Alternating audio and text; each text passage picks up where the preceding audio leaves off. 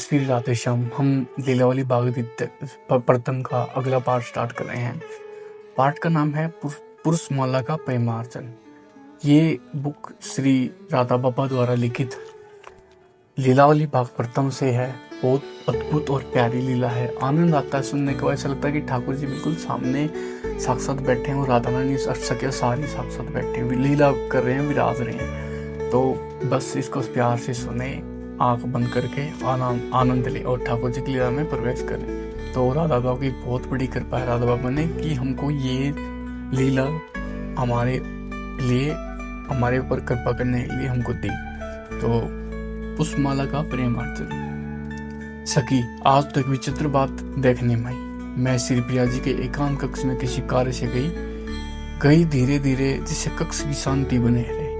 द्वार में प्रवेश कर एक किनारे खड़ी रही। श्री प्रिया जी इतनी भावुक और थी कि उनको मेरे आने का परिज्ञान ही नहीं हो पाया।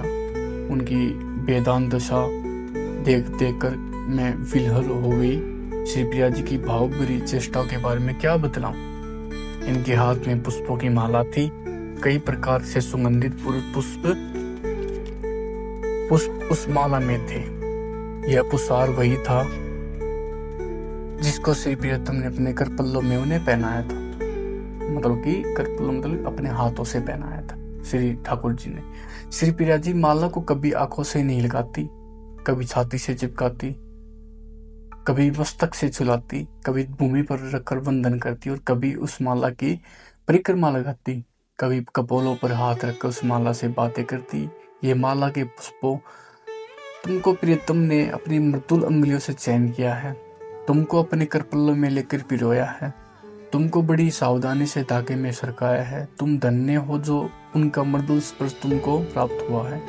यह पुष्पमालिकी के तुमको धीरे से सहेज कर उन्हें रखा है।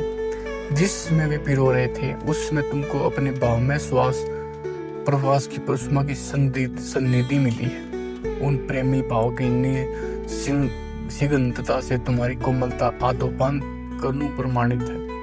तुम कितने भाग्यशालिनी हो सखी। इन बाती गदगद स्वर में बात करना और फिर वंदन, आलिंगन, नर्तन, गायन चलता रहा।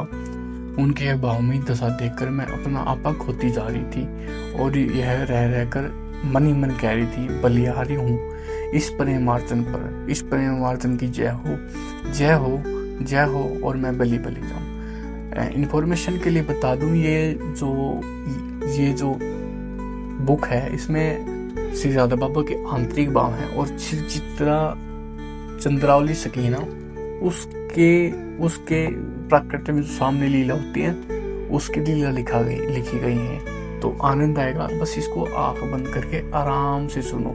देखने की कोई जरूरत नहीं है, बस इसको सुनने और महसूस करने की जरूरत है। राधे श्याम।